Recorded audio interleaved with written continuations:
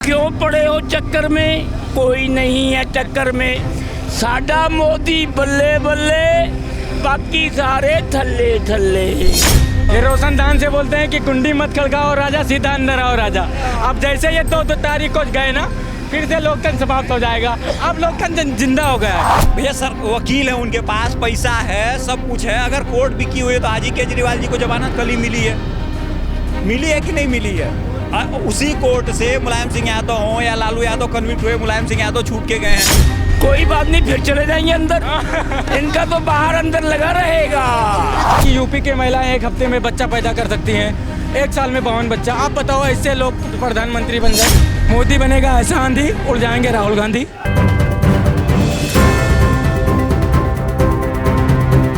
विपक्ष को रहना चाहिए या हट जाना चाहिए? विपक्ष भी रहना चाहिए। रहना चाहिए विपक्ष। विपक्ष भी थोड़ा सा रहना चाहिए। थोड़ा सा कितना? थोड़ा सा 25%। 25%? या 75%? हाँ 25%, ओनली 25%।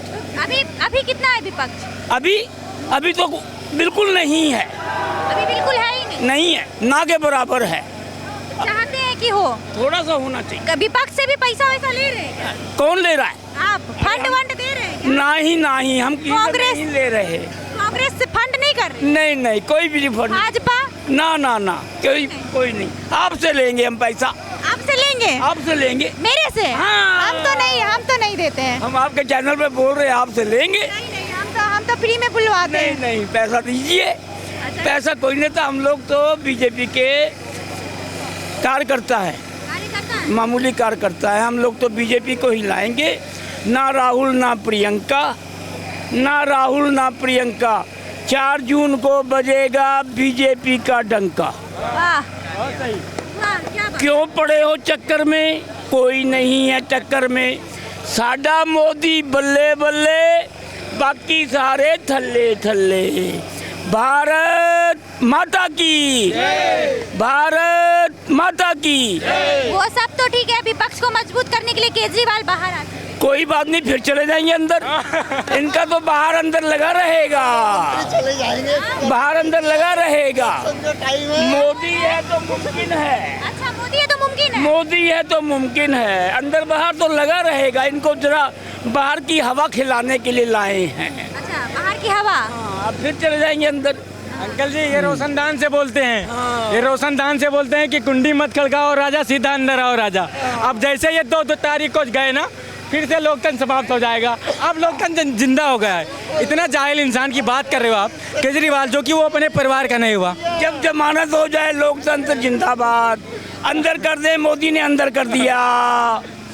आप मुझे एक बात बताओ, केजरीवाल से जनता क्या सोच सकती है? केजरीवाल जो व्यक्ति अपने परिवार का नहीं हुआ, जनता के बारे में क्या कहे? परिवार का कैसे नहीं हुआ? आए तो पहले माता पिता से गले लगे। हाँ, तो पहले कैसे फिर मीडिया के सामने कसम खाए थे कि मैं अपने बच्चों की कसम खाता हूँ, न बीजेपी से गठबंधन करूंगा ना कांग्रेस से। कैसे फिर अपने परिवार की आवाज? जरूरत हुई तो लगा कि लोकतंत्र, मतलब बच्चों से बड़ी पार्टी, बच्चों से बड़ी है ठगबंधन पार्टी। वो तो मोदी जी पे भी आरोप लगता है कि माँ का देहांत हुआ तो उन्होंने बाल नहीं छिलवाए। अरे बाल नहीं छिलवा, कसम तो नहीं खाया कि मैं गठबंधन नहीं करूंगा। हिंदू सनातन धर्म में तो बाल छिलवाना। हाँ, बिल्कुल बाल छिलवाना। के लिए मोदी जी को क्या कहें? वो उनकी पर्सनली, हम तो छिलवाते हैं। मोदी जी अगर भाजपा की जगह कांग्रेस रहती तो आप लोग तो छोड़। ऐसा नहीं है मैडम, ऐसा नहीं है, हम लोग छोड़ते नहीं। हमारी पर्सनली किसी से दुश्मनी नहीं है। राहुल गांधी की अगर बात करोगी तो उनके कुछ शब्द हैं, उससे मुझे हम लोगों को दिक्कत है। जैसे अब उन्होंने बोला मैं यूपी से रहता हूँ, मतलब यूपी में, अयोध्या के बगल गोंडा जिला, ठीक है। अब वो बोलता है कि यूपी के महिलाएं 1 हफ्ते में बच्चा पैदा कर सकती हैं, 1 साल में 52 बच्चा। आप बताओ, ऐसे लोग प्रधानमंत्री बनेंगे? बोलेंगे हर रोज अलग अलग महिलाएं अलग अलग बच्चा पैदा करती है, ऐसा भी? मैडम, उन्होंने ये ऐसे बोला था कि 1 साल में 52 बच्चे। हाँ, तो 1 साल में अलग अलग महिलाएं 52 बच्चे पैदा कर सकती। मैडम, अलग अलग महिलाओं की नहीं बोला था उन्होंने। महिला ने बोला? महिला उन्होंने बोला था, एक महिला 1 हफ्ते में बच्चा पैदा। उनका मतलब ये था, ये नहीं था कि अलग अलग महिलाएं तो करोड़ों बच्चा पैदा कर सकती हैं। इस पर क्यों बात घुमाइए मत मैडम। बात आप घुमा रहे हो। मैं बोल रही हूँ ऐसा भी हो सकता है। नहीं तो फिर हाँ क्या कर रहे हो? बिल्कुल आप घुमा रहे हो। मैं ये बोल रही हूँ कि हो सकता है, ऐसा भी हो सकता है। ऐसा हो नहीं सकता है। राहुल गांधी, अब आप मुझे बताओ, जो मेरे भगवान को चैलेंज दे, क्या मैं भगवान को क्या चाहिए? बोल रहा है मुझे प्रधानमंत्री बना दो, अगर सूर्य इधर से उगता होगा तो उधर से उगा दूंगा। अब कब बोला? अरे राहुल गांधी का बयान है मैडम, मैं खुद सुना हूँ। ये कब बोला? उन्होंने बोला था, राहुल गांधी ने बोला। कब बोला? अब मैडम डेट तो मुझे याद नहीं है, टाइम तो याद नहीं है। उन्होंने क्या बोला है? कि मुझे प्रधानमंत्री बना दो, मैं इधर का सूरज उधर कर दूं। उधर उधर उगा दूंगा। अब बताओ क्या हम सनातनी लोग ऐसे व्यक्ति को एक्सेप्ट करेंगे? राहुल गांधी पहले आप बताओ हैं क्या?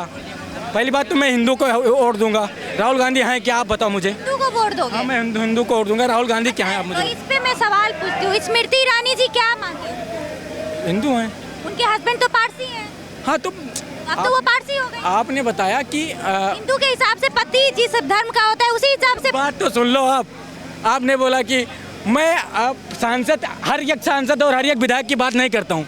अरे भाजपा के नेता तो हैं। अरे मैडम, आप भाजपा के नेता तो सबका ठेका लेके, मैं जो वहाँ जो हाईएस्ट कुर्सी पर बैठेगा मैं अब अगर आप 28 मुख्यमंत्री की बात करो तो मैं मुख्यमंत्री की बात थोड़ी करूँगा। तो सिर्फ प्रधानमंत्री को हिंदू को देंगे वोट। राहुल गांधी क्या है आप बताओ मुझे। वो खुद को तो हिंदू बताते हैं। खुद को राहुल गांधी है क्या? हिंदू है, मुस्लिम है, या क्या है राहुल गांधी? आप जाति और धर्म को देख के वोट। जाति और धर्म को नहीं तो क्या मैं भारत के टुकड़े करने वालों को वोट दूंगा?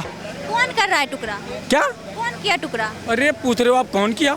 कर चुके हैं, फिर करने की तैयारी में लगे हैं। अब आप ये मत चलाइए कि कौन आ रहा है, ये सब खत्म है। अब लड़ाई ये नहीं कि कौन हारेगा कौन जीतेगा, लड़ाई अब ये है कि 400 पार होगा या नहीं होगा। और बीजेपी सीना ठोक कर बोल रही कि हम 400 आएंगे, और इतनी सामने वाली पार्टी बेवकूफ़ बोले। जनता तय करेगी या बीजेपी तय करेगी? मैडम आप मुझे बताओ, एक मिनट बायस है, बीजेपी तय करेगी। बीजेपी तय करेगी? क्यों? जनता का आयोग बायस है।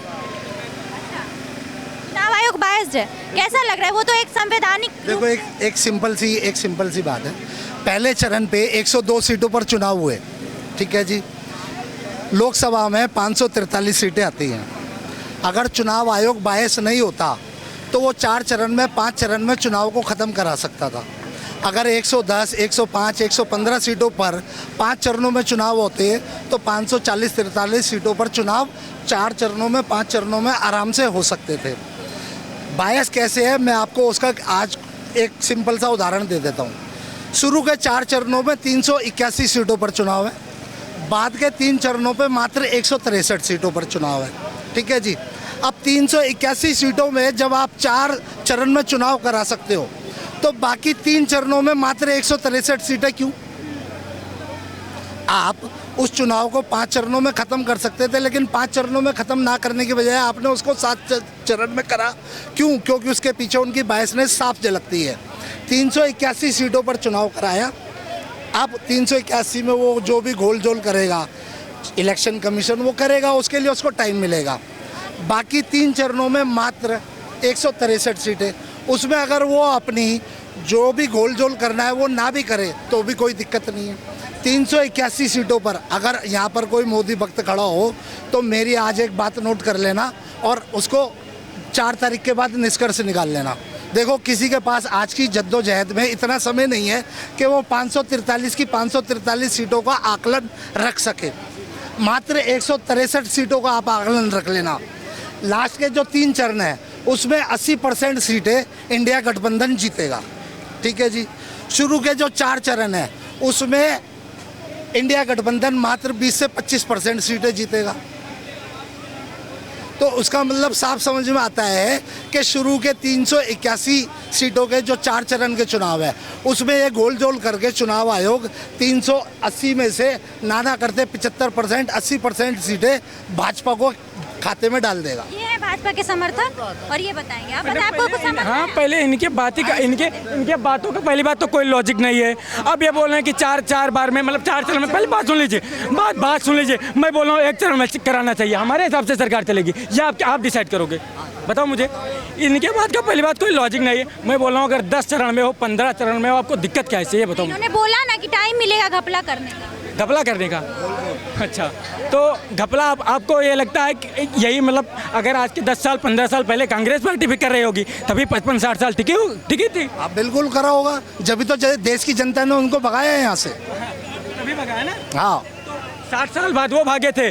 सुनो बात सुन लो। अब 120 साल बाद ये भागेंगे, 120 साल तो गिनते रहिए आप मुझे एक बात बताओ, अब अंकल के हिसाब से चरण में चुनाव होगा या मेरे हिसाब से? बताओ मुझे। अगर दिल्ली में बीजेपी हारती है, ईवीएम अच्छा रहता है, पहले बात सुन लीजिए अंकल जी। कर्नाटका में ईवीएम सही है, हैदराबाद में ईवीएम सही है, तमिलनाडु में ईवीएम सही है, जहाँ बीजेपी सरकार बनती है ईवीएम हैक हो। ईवीएम हैक नहीं है, ईवीएम हैक नहीं, जनता हैक है। ठीक है, जनता हैक की गई है मैडम। किसने किया जनता? मोदी बनेगा ऐसा आंधी, उड़ जाएंगे राहुल गांधी। ठीक है, 4 जून के बाद नजर नहीं आने वाले हैं, देख लेना फिर आप। ऐसा है, दिल्ली विधानसभा के चुनाव जब भी हुए हैं उसमें हमेशा भाजपा हारी है। उसका कारण सिंपल सा है कि दिल्ली का चुनाव मान लीजिए अगर 5 तारीख को होता है तो 8 तारीख को, 7 तारीख को, 9 तारीख को गिनती हो जाती है। गोल जोल करने का समय नहीं मिल पाता। इसमें ऑलरेडी समय मिल रहा है। इलेक्शन कमीशन बायस है, हम कह रहे हैं। तो फिर मैं भी तो इस देश की जनता हूँ। पार्टी वाले लोग ना बेवकूफ आप हैं। इलेक्शन कमीशन के रूल रेगुलेशन और जो लोग उसमें काम करते हैं उससे वाकिफ है, जानते हैं? नहीं, आप जानते हैं नहीं, आप तो बताइए, आप नहीं, आप उसको एक्सप्लेन कर दीजिए ना। इस तरीके बताइए ना, से आपको गोल क्या? करेंगे।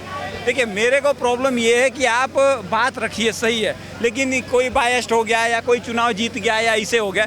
ये जो बीजेपी का स्ट्रांग होल्ड है, जहाँ पे चुनाव हो रहा है, जेन्युइन सी बात है, बीजेपी जीतेगी। जहाँ साउथ में चुनाव हो रहा है वहाँ से बीजेपी नहीं जीतेगी, 90% सबको पता है। तो इसमें आपका ये इनलॉजिकल बात लाने का जब अभी जो पहले और सेकंड राउंड की वोटिंग हुई थी तो 50-51% बता रहे थे। ठीक है, सारा मीडिया बता रहा था 50 कम वोटिंग हुई है। उसके 11 दिन बाद ही आपकी जब परसेंटेज एकदम से 16% कैसे बढ़ जाती है? 66% 2019 के बराबर वोटिंग दिखा देते हैं। क्यों दिखा देते हैं? डाटा गलत दे रहे हैं। 11 दिन का क्या लॉस है? हाँ, करिए बात। सुन लीजिए, आप नेट पे सर्च कर लीजिएगा।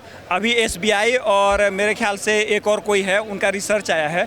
तो 2 चरणों के जो 3 चरणों के मतदान हुए हैं उसमें उम्मीद मतलब अप्रोक्सीमेटली जो है पिछले साल के मुकाबले 1,70,00,000 ज़्यादा वोट पड़े हैं। ठीक है, तो नहीं मैं नहीं बता रहा हूँ। ठीक है, अब रही मीडिया की बात, तो भाई रुक जाइए। मीडिया बनता है, चुनाव आयोग बहुत बड़ी संस्था है। ठीक है, और उसका क्या फर्ज बनता है कि दूसरे दिन आप उसी दिन सेम डेटा पूरी मीडिया दे रही है और 11 दिन बाद उसका डेटा कैसे बदल रहा है? ये तो कोई बात, ये लॉजिक नहीं है ना। इन्हीं की बात पर मैं एक बात बताना चाहता हूँ। 2019 में बनारस लोकसभा सीट पर जितने वोट पड़े थे, ठीक है जी, जब गिनती हुई तो उसमें 1,27,000 वोट फालतू पाए गए। ठीक है जी, वो उसका आज तक इलेक्शन कमीशन ने जवाब ही नहीं दिया है कि वो वोट पड़े अगर 2 लाख तो गिनती के समय वो 3.25 लाख कैसे हो गए? कहाँ गई जवाब दे? मालूम है आपको ये बात? जी इधर आइए, आप इधर आइए, हम नहीं आएंगे, आप आइए। मैं जवाब दे देता हूँ। गांव में वोटिंग इस तरह होती है, बंदा मर गया है, जिस एजेंट सब गांव के होते हैं, एजेंट सब गांव के होते हैं ना। नहीं सुनिए, पहले सुनिए। नहीं सुनिए, एक बार आपको रोकूंगा। देखिए, आप ईवीएम कर रहे हो, ईवीएम बना रहे हैं आप। ईवीएम को आप कह रहे हैं हैक नहीं हो सकती। अब वो इतने बेकार लोग हो गए, बैठने वाले जो पोलिंग एजेंट बैठ रहे हैं वो बेकार हो गए, बेवकूफ़ हो गए, उनका डाटा मानोगे आप? क्या बात कर रहे हो यार, गलत बात कर रहे हो। अरे सर रुकिए, हैक अगर होती है कितनी बार चेक हुई? छोड़ो ना, उसका आप कहते हैं हैक नहीं हो सकती। ये चीज़ कैसे उन्होंने बढ़ा दी ना भाई? तो कोई तुक तो दो इस बात का। सर रुक जाइए, सुनिए मेरी बात सुनिए। अगर ये बात आपने साबित करी है कि 1,33,000 वोट ज़्यादा पड़े, ठीक है, तो ये अपोजिशन इसको सुप्रीम कोर्ट में चैलेंज क्यों नहीं करती? भैया सर वकील है, उनके पास पैसा है, सब कुछ है। अगर कोर्ट बिकी हुई है तो आज ही केजरीवाल जी को जमानत कल ही मिली है कि नहीं मिली है? उसी कोर्ट से मुलायम सिंह यादव हों या लालू यादव कन्विक्ट हुए, मुलायम सिंह यादव छूट के गए हैं। तो भैया अगर आपके पास डाटा है तो आप एक बारी सुप्रीम कोर्ट में चैलेंज कर दीजिए। यकीन ना हो तो स्वामी जी ने राहुल गांधी और सोनिया गांधी जी को बेल पे घुमा रखा है नेशनल हेराल्ड केस में। तो भैया मुंह से बोलना और डाटा साबित करना, इन दोनों में फ़र्क होता है। अगर आपके पास एक्यूरेट डाटा है तो मेरे पास ला के रखिए, उस साइट को मैं ही चाहिए इलेक्शन कमीशन में चैलेंज कर देता हूँ। ठीक है जी, बिल्कुल ला के देते। ये भी मुद्दे की बात है कि अगर ऐसा कुछ हुआ है तो सुप्रीम कोर्ट में विपक्ष क्यों नहीं जा रही है कि नहीं? जा तो रहा है, बोल तो रहा है, सबने बोला, सारे विपक्ष बोल रहा है। अभी खुद उसने क्या बोलते हैं, कपिल सिब्बल ने बोला खुद। कपिल सिब्बल इतना सीनियर एडवोकेट है, इस बात को चैलेंज कर रहा है। क्यों वो उसने चैलेंज क्यों करा है? बोले मैं आपको जवाब देता हूँ। अभी चंडीगढ़ वाले केस में, अभी जस्ट चंडीगढ़ वाले केस में इलेक्शन कमीशन के इसी रूप को लेके सुप्रीम कोर्ट ने बर्खास्त किया है बीजेपी के सत्ता को। गलती करी थी, प्रूफ था, बर्खास्त हो गए। तो बनारस जाहिर हो गया ना, पूरी जनता में वो मुद्दा पर है। पूरी जनता ने भाई साहब पूरी जनता ने आंखों से देख लिया मुद्दा, वो मुद्दा आंखों से देख लिया। प्रूफ था तो आप लोगों ने भी एक्सेप्ट कर लिया। अगर प्रूफ नहीं होता तो आप भी एक्सेप्ट नहीं करते। छोड़ेंगे भी नहीं वो। जो गलती हो गई दोबारा नहीं दोहराएंगे वो। अब प्रूफ नहीं छोड़ेंगे। भैया जब प्रूफ देने की बारी आती है, जब आप प्रूफ सही दे दो, तो सही हो जाता है। गलत प्रूफ भी मत दो ना, जहाँ प्रूफ है वहाँ सबने एक्सेप्ट किया ना, तो ये लोग भी कोर्ट में जाएं। केजरीवाल के मुद्दे पे बात हो रही है तो मैं जवाब देना चाहता हूँ। कल उन्होंने इलेक्शन कमीशन पे बात हो रही है। सर आप डिप्रेस्ड हैं, बीपी लो है क्या है? तो फिर आप बीच में मत बोलिए ना, बीच में मत बोलिए ना। केजरीवाल के मुद्दे पे नहीं हो रहा था इलेक्शन कमीशन। इलेक्शन कमीशन के मुद्दे पे भी हम बात कर लेते हैं।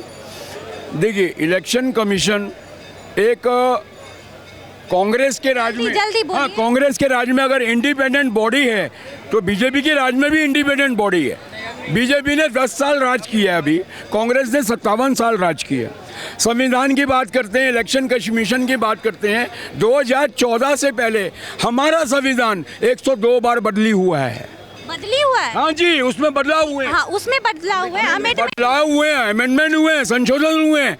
तो कहाँ लोकतंत्र की हत्या हो गई उस समय? तो होते रहेंगे, ये तो लिखा हुआ है क्या? तो अभी संविधान हमारा कहाँ डूब रहा है जो खड़गे बयान दे रहे हैं? उन्होंने कहा है कि संविधान को पूरी तरीके से बदला जाए। ऐसे है इलेक्शन कमीशन पर देंगे वो बता दीजिए, लेकिन वो कॉन्स्टिट्यूशन पे पहुंच गए। देखिए इलेक्शन कमीशन का मैटर ऐसा है, अगर उनका जो चंडीगढ़ का है वो क्लियर हो चुका है ना, इसके बाद क्या है नहीं, अभी इन्होंने ईवीएम के लिए भी इलेक्शन कमीशन के ऊपर इन्होंने चार्ज लगाया था विपक्ष ने, मतलब कोर्ट में ये मैटर किया था। सुप्रीम कोर्ट ने क्लियर बोल दिया है कि आप लोग कुछ प्रूव नहीं कर पा रहे हो ईवीएम के ऊपर, तो हम इसको ईवीएम को रोकेंगे नहीं, हम ईवीएम को रोकेंगे नहीं।